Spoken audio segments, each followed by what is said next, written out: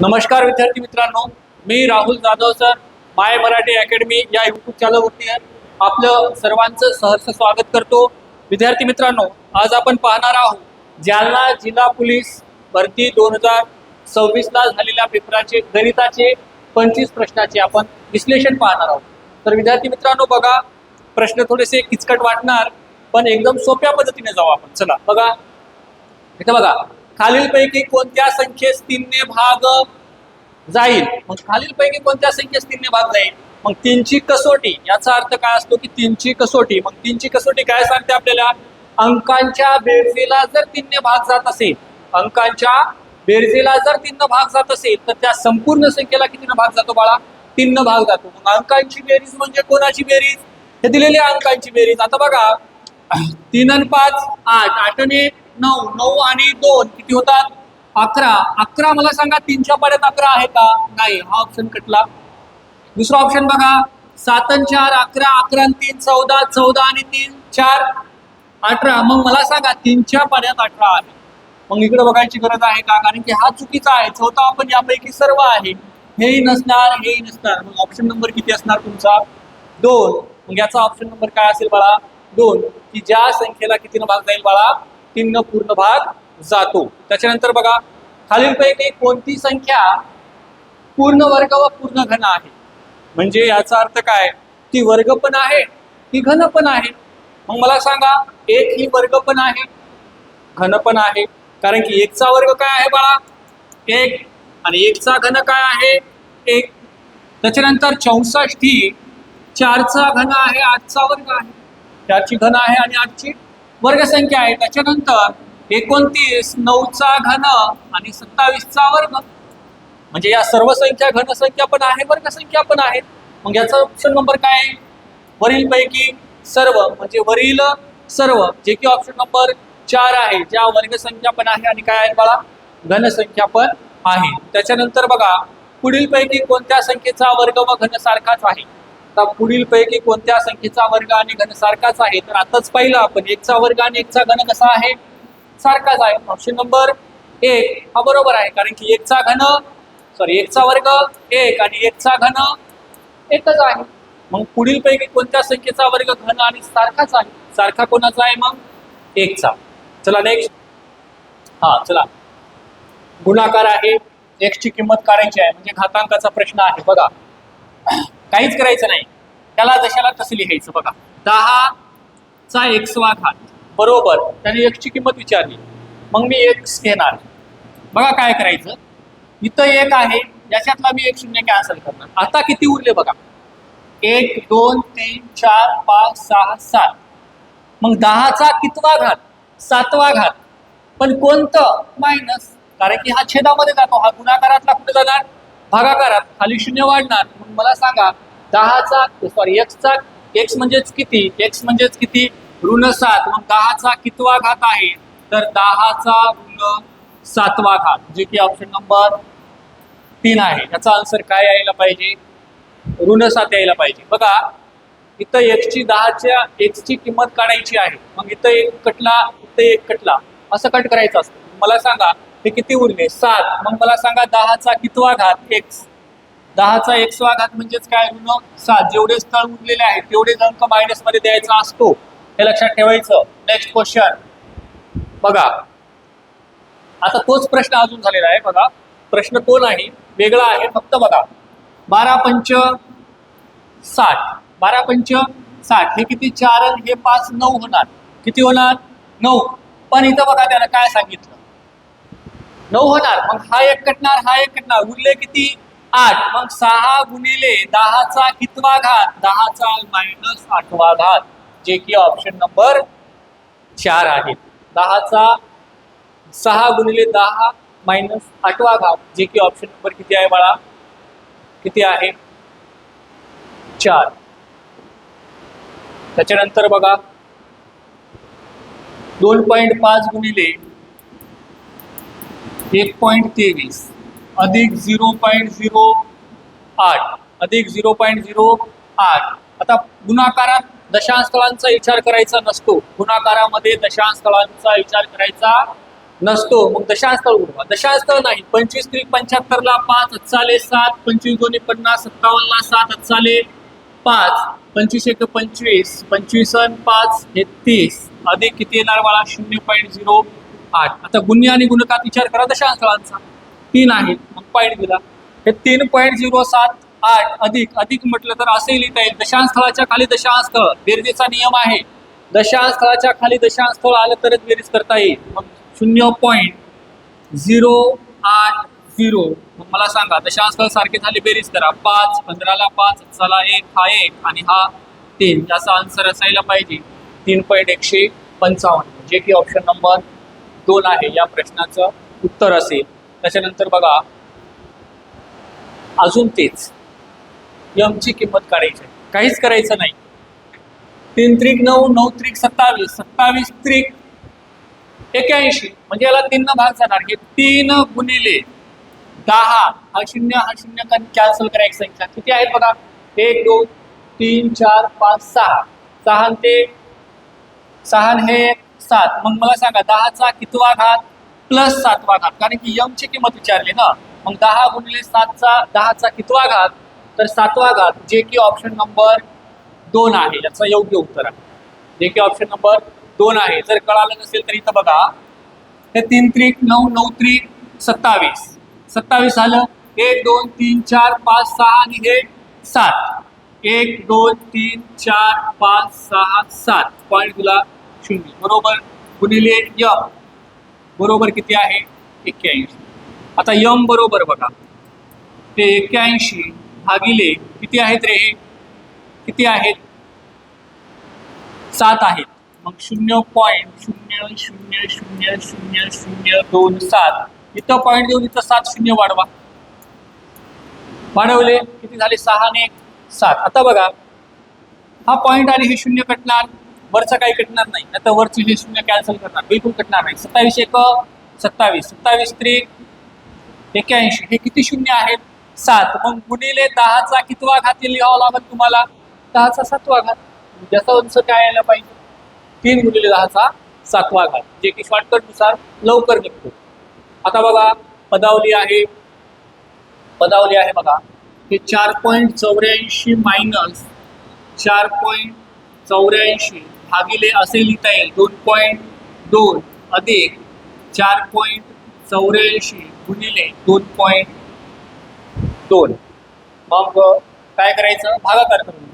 गुण्य आणि दशांश स्थळ सारखे आहेत का, नाही, दशांश स्थळ सारखे करा. हे 4.84 मायनस हे 484 मायनस याला 220 करा, अधिक हे 4.84 गुणिले हे किती 2.2. त्याच्यानंतर बघा 11 न भाग जातो किंवा 22 न भाग जातो. तर 22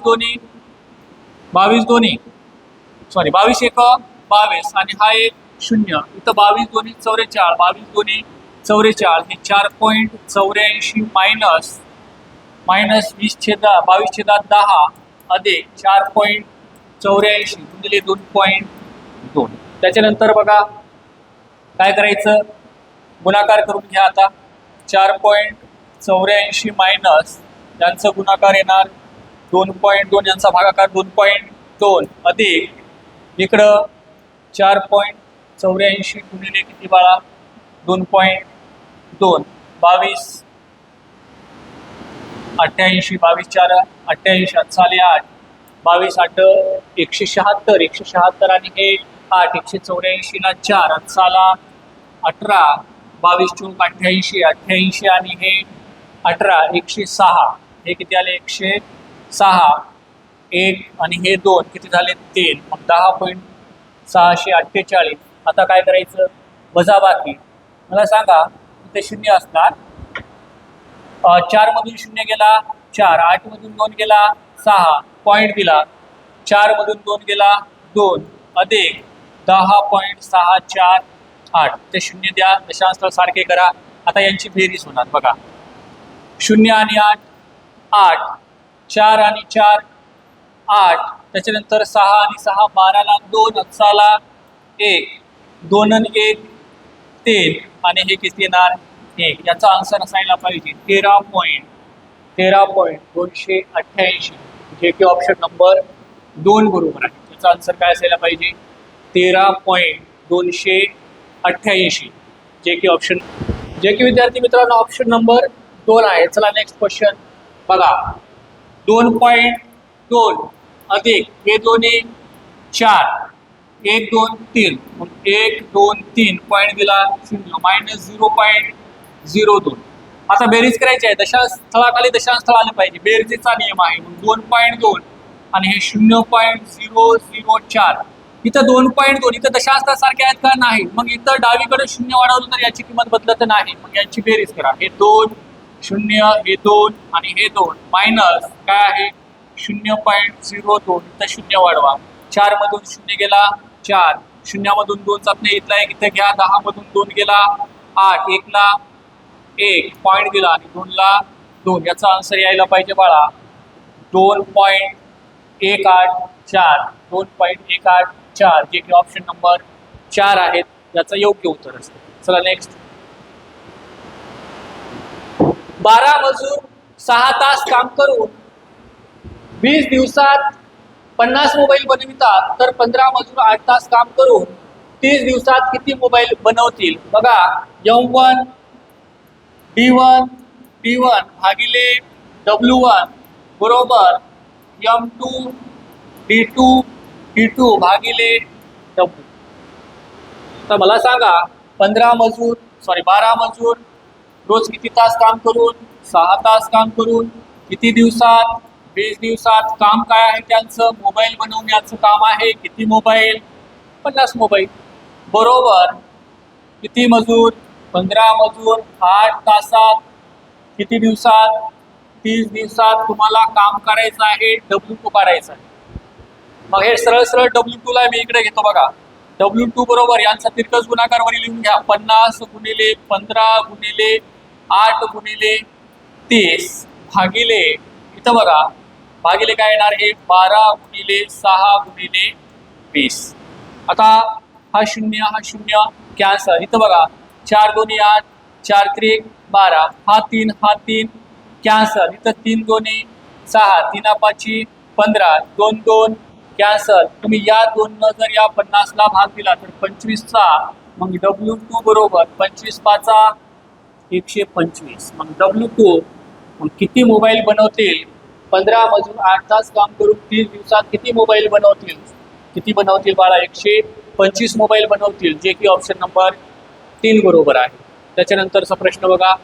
एका गाडीने पहिले 60 अंतर 20 किलोमीटर प्रति तास वेगाने कापले, नंतरचे 80 किलोमीटर अंतर 40 किलोमीटर प्रति तास वेगाने कापले व शेवटचे 120 अंतर 30 किलोमीटर प्रति तास वेगाने कापले, तर संपूर्ण प्रवासातील सरासरी वेग किती? आता बघा पहिलं किती आहे? 60 अंतर आहे. हे पहिलं जे अंतर आहे हे 60 अंतर किती किलोमीटर प्रति तास? 20. याला किती तास लागले? 3 तास. त्याच्यानंतर सेकंड काय आहे? 80 अंतर आहे, त्याला किती किलोमीटर प्रति तास? 4. याला किती तास लागणार? मग 2 तास. हे 0 0 कॅल्क्युलर 40 गुणे 80, 20 त्रिक 60, 3 तास 2 तास. आणि शेवटचे जे अंतर आहे ते अंतर किती आहे मला? 120 आणि तो 30 किलोमीटर प्रति तास वेगाने कापतो. याला किती तास लागणार? मग 4 तास. किती तास लागणार? 4 तास.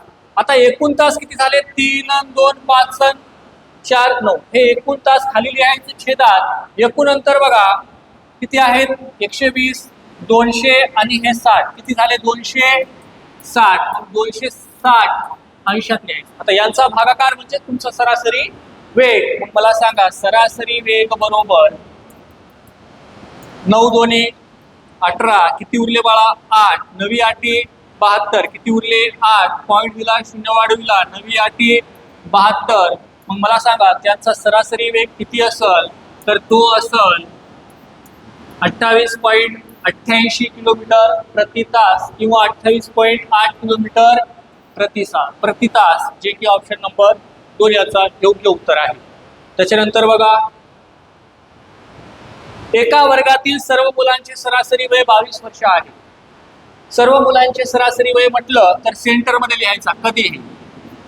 सर्व मुलांचे सरासरी वय 22 वर्ष आहे. त्यातील 20 मुलांची यातील 20 मुलांची 20 मुलांचे सरासरी वय किती आहे 25. या 20च्या खाली 25 द्यायचं. हे 25 हे मुलं आहेत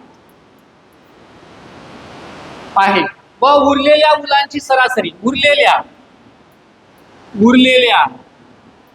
अगोदर 20 मुलांची सरासरी वय 25 आहे आणि उरलेल्या मुलांची सरासरी वय 18 वर्ष आहे. तर वर्गात एकूण मुले किती? एकूण मुले काढायचं आहे बाळा. मिश्रण मग यांचा तिरकस वजा बाकी. 18 22 यांच्यातला फरक 4, 25 22 यांच्यातला फरक 3. तुला विचारलं त्यानं एकूण मुलं, एकूण म्हटलं याचं गुणोत्तर किती आहे? पहिल्याचं गुणोत्तर 4 आहे, याचं किती आहे 3. 4 आणि 3 7 गुणिले. आता बघा काय करायचं. इथं 4 लोक आहेत तेव्हा इथं मुलं किती होते 20. किती पट? 5 पट. म्हणजे एकूण म्हटलं तर 7ची किती पट? 5 पट. तर एकूण मुलं किती असतील? तर एकूण मुलं असतील बाळा 35, जे की ऑप्शन नंबर 2 याचा योग्य उत्तर आहे. त्याच्यानंतर बघा पुणे बडोदा जाणाऱ्या 2 रेल्वे गाड्या, पहिली गाडी ताशी 52 किलोमीटर वेगाने सकाळी 6:30 वाजता व दुसरी गाडी ताशी 65 किलोमीटर वेगाने सकाळी 8:30 वाजता निघाली, तर त्या गाड्या परस्परांना किती वाजता भेटतील? आता भेटण्याची वेळ आहे. पहिली गाडी आहे बघा, इथे ए आहे, इथं बी आहे, ते नंतर बघू काय आहे ते. पहिली गाडी 52 आहे, दुसरी गाडी 65 आहे. पहिली गाडी किती वाजता निघाली? 6:30 ला निघाली. जशाला तसं लिहा. इथं किती निघाली? 8:30 ला निघाली. मला सांगा या वेळेतला फरक कितीचा आला रे? 2चा आला. इथं 13 चोक 52, 13 पाची 65, दोन्ही संख्येला 13 ने भाग जातो. तिरकस गुणाकार 5 दोन्ही 10, 4 दोन्ही 8. यांची बेरीज कर 16.30. यांची बेरीज कर 16.30. 16 म्हणजेच काय? 4 वाजून 30 मिनिटं. मग त्या गाड्या एकमेकींना किती वाजता भेटतील? तर दुपारी 4 वाजून 30 मिनिटाला दोन्ही गाड्या एकमेकींना भेटतील. हे जे की शॉर्ट ट्रिक्स जावं लागते. त्याच्यानंतर बघा हा 21च्या 4% हे 12च्या किती टक्के आहे? 21च्या म्हटलं गुणाकार 21 गुणिले 4% भागिले घेत नाही मी, फक्त बघा हे म्हणजे बरोबर 12 च्या म्हणजे गुणाकार x%. काहीच करत नाही बघा. आकृती बघा कशी करायला. या 4ची किती पट 12. आकृती कशी चालली? अशी चालली. 4ची किती पट 12? 3 पट. मग मला सांगा कोणाची 3 पट 21? कोणाची 3 पट 21? 7ची 3 पट. मग याला 3 न भाग दिला तर 7ची 3 पट म्हणजेच काय असेल तुमचा आन्सर? 7. 7ची 3 पट 21. हे फक्त आकृत्यावर शिकवतो आपण, याचा काही लोड घ्यायचा नाही. त्याच्यानंतर बघा एका वस्तूची किंमत अगोदर 25% वाढली. अगोदर किती? समजा 100 रुपये आहे, अगोदर 25% वाढले म्हणजे आता किती झाले? 125. त्याच्यानंतर काय केलं त्यानं? काही दिवसांनी किंमत 10% कमी केली. काही दिवसानं कमी केली म्हणजे सूट दिली 10%. 10% सूट दिली म्हणजे किती रुपये सूट दिलास तू? 12.5 रुपये. आता विकला कितीला तू? 112. 125 मधून जर 12.5 गेले तर उरणार किती? 112.5. 125 मधून जर 12.5 रुपये तू सूट दिलास तर तुझ्याकडे उरणार किती? 112.5. अगोदर 100 आहे, आता 112.5 आहे. वाढ कितीची आहे बाळा? 12.5% काय असेल तुझ्याकडं? वाढ, जे की ऑप्शन नंबर 1 बरोबर आहे. वाढ 12.5% काय असेल? वाढ असेल. त्याच्यानंतर बघा एका संख्येला 8 ने गुणाकार करायचा होता, परंतु चुकीने 8 ने भागाकार केला. भागाकार केला अपोजिट करायचा. 8 गुणिले भागाकाराचं काय करून घ्यायचा? गुणाकार. 8 8 64. तुझ्याकडे आता किंमत कोणती आली? 64. अपूर्णांक मिळाला. अपूर्णांकाचा रूपांतर शेकड्यात करायचा आहे. मग शेकडा बरोबर 64 वर नेहमी किती शून्य लावायचे? 2 शून्य. मग किती टक्के असतील? तर किती टक्के असतील बाळा? 6400% असतील. मग योग्य उत्तर किती टक्के असतील तुमचा? तर ते असेल 6400%, जे की ऑप्शन नंबर 2 बरोबर आहे. एका दोरीचा 22% हिस्सा म्हणजे 33 मीटर. 22% हिस्सा 22% हिस्सा म्हणजेच किती पट? 100ची किती पट? 100ची किती पट सांगा? 22. हा 22 म्हटलं तर 11/50 पट. इथं मूळ 50, इथं किती आले? 11. मग मला सांगा 11 म्हणजे किती? 11 म्हणजे 33. 11ची किती पट? 3 पट. तर या 50ची किती पट? 3 पट, तर ती किती मीटर असायला पाहिजे, तर त्या दोरीची लांबी किती असेल, तर ती असेल 150 मीटर, जे की ऑप्शन नंबर 3 बरोबर आहे. हे 22/100 म्हणजे याला आपण भाग दिला बे 1 बे बे 1 बे बे 5 10 आणि 0. जो छेदातली संख्या असते ना ते आपल्या एकूण भाग असते, म्हणून 50 आणि हे 11 11 50 पैकी 11 घेतली, याचा अर्थ 11 म्हणजे किती दिले त्यानं 33 असंही काढता येईल. एका वस्तूची किंमत 25% कमी केली, 25% कमी केली 100ची वस्तू 75लाच केली. 75 म्हणजे इथं किती रुपये आहे, 25 रुपये आहे, तर 100 म्हणजे किती करून घ्या तिरकस गुणाकार. हे 100 गुणिले 75 भागिले किती बाळा 75, 25 त्रिक 75, याचा आन्सर यायला पाहिजे 33.33 रुपये, जे की ऑप्शन नंबर 4 याचा योग्य उत्तर आहे. त्याच्यानंतर बघा ए बी 2:1 बी सी गुणोत्तर व प्रमाणचा प्रश्न आहे. ए बी 2:1 बी सी 3:4, तर ए बी सी बरोबर काय, जसं म्हटलं तसं लिहायचं. ए जसे बी आणि कोण आहे बी जसे सी. चला ए ची किंमत 2 असेल तर बी ची किंमत किती आहे 1. तुम्हाला सी ची तो माहिती नाही. आता खाली बी सी दिलेली आहे, बी ची किंमत किती आहे इथं 3, तर सी ची किती आहे 4. इथं कोणानं शेवट झालं 1 ना, मग सुरुवात कोणानं करायची 1. इथं शेवट कुठे झाले 3 ना, मग सुरुवात कोणानं करायची 3 ना. आता यांचा काय करून घ्यायचा सरळ सरळ गुणाकार. 3 2 6, 3 1 3 आणि 4 1 4. मग त्यांच्या ए बी सी बरोबर काय असेल, तर यांचं गुणोत्तर असेल 6 3 4 6 3 4, जे की ऑप्शन नंबर 3 याचा योग्य उत्तर आहे. त्याच्यानंतर बघा 12 जसे यक्स, याचा अर्थ असा होतो 12 भागिले यक्स बरोबर 8/18. 18ची किती 8ची किती पट 1.5 पट, मग 18ची किती पट 1.5 पट, 18ची 1.5 पट बरोबर 27, तर याची किंमत किती असायला पाहिजे बाळा 27, जे की ऑप्शन नंबर 4 याचा योग्य उत्तर आहे. किंवा तिरकस गुणाकार करून काढता येते. पदावली आहे बाळा बघा, इथंच कट करायचा. एक संख्या धन आहे एक संख्या ऋण आहे, या दोघातला फरक किती आला -18. प्लस मायनस बरोबर 18, कारण की एक संख्या धन आहे 36 आणि -18 यांच्यातला फरक +18. 26 मधून 8 गेले 26 मधून 18 गेले 8 राहिले, 18 अधिक 8 बरोबर किती होतात 26, जे की ऑप्शन नंबर 1 याचा योग्य उत्तर आहे. त्याला सोडवायची आवश्यकता नाही, किंवा सोडवायचं असेल तर कसे सोडवणार तुम्ही, वेळ जातो काहीच करायचं नाही. 18 अधिक 26 मायनस 36 अधिक दुसऱ्या कंसात 95 मायनस 113, तुम्ही कंस सोडवताना काय एक संख्या धन अगोदर कंस सोडावा लागतो, कंचे भाग व बेव अधिक 26 मायनस 36 अधिक एक संख्या धन एक संख्या ऋण, दोन्ही संख्येतील फरक कितीचा आहे, तो आहे -18चा. अजून आता दुसरा नियम काय सांगतो बघा, हे 18 प्लस 26 मायनस एक संख्या धन एक संख्या ऋण, दोन्ही संख्येतील फरक कितीचा आहे +18चा. मग मला सांगा हे 18 अधिक 26 मधून 18 गेले किती उरले बाळा 8, आणि 18 आणि 8 किती होतात 26, जे की ऑप्शन नंबर 1 याचं योग्य उत्तर आहे. इथं वेळ जातो त्याच्यासाठी डायरेक्ट जायचं असतो. त्याच्यानंतर इथं बघा, इथं पण तसंच करायचं आपल्याला, इथं पण तसंच करा. इथं बघा 4 1 4 4 2 8 7 1 7 7 6 42 6 1 6 sin 8 48 sin 8 48. आता बघा एक वेळेस अजून करून दाखवतो बघा. 4 1 4 4 2 8, इथं बघा 7 1 7 7 6 42 6 1 6 sin 8 48. आता बघा ह्या 20 ला 20 मी जशाला तसं लिहिलं, भागिले अगोदर काय करावं लागेल मला गुणाकार. मग गुणाकार कुठं आहे, या 8 ला 8 लिहिलं अधिक sin 2 12 आणि 12 72.